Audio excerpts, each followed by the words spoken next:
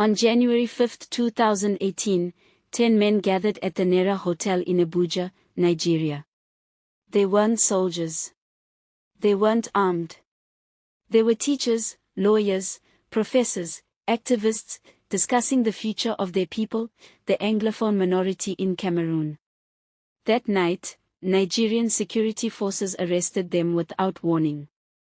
Within weeks, they were secretly and illegally handed over to the Cameroonian government, a move later ruled unlawful by a Nigerian court. These 10 men would come to be known as the Nera 10. They were part of a growing movement seeking independence for the English-speaking regions of Cameroon, a region many know today as Ambazonia. But instead of being invited to dialogue, they were treated as criminals. On August 20, 2019, after months of incommunicado detention, the 10 were tried by a military tribunal in Yaoundé. They were found guilty of terrorism, secession, and rebellion, and sentenced to life in prison. So who are the Nera 10? First, Sisiko Julius Ayuk Tabe, the first president of Ambazonia.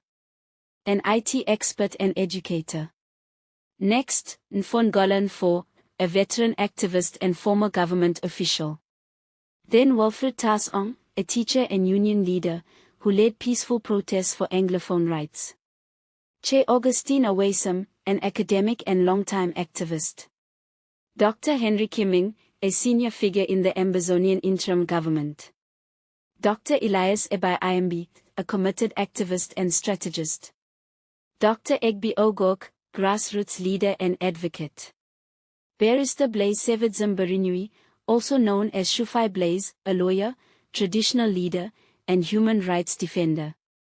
Barrister Fidelis Neche, legal scholar and constitutional advocate. And Dr. Cornelius Kwanga, policy thinker and community organizer. 10 minds. 10 voices. All imprisoned for daring to speak out. They are currently held in Kondengui Central Prison, one of Cameroon's most notorious detention centers. Their trial and imprisonment have been condemned by human rights organizations around the world. But their message lives on.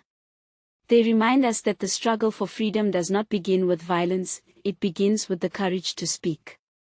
The Nera may be behind bars, but their voices echo across borders. They call for dignity. They call for equality.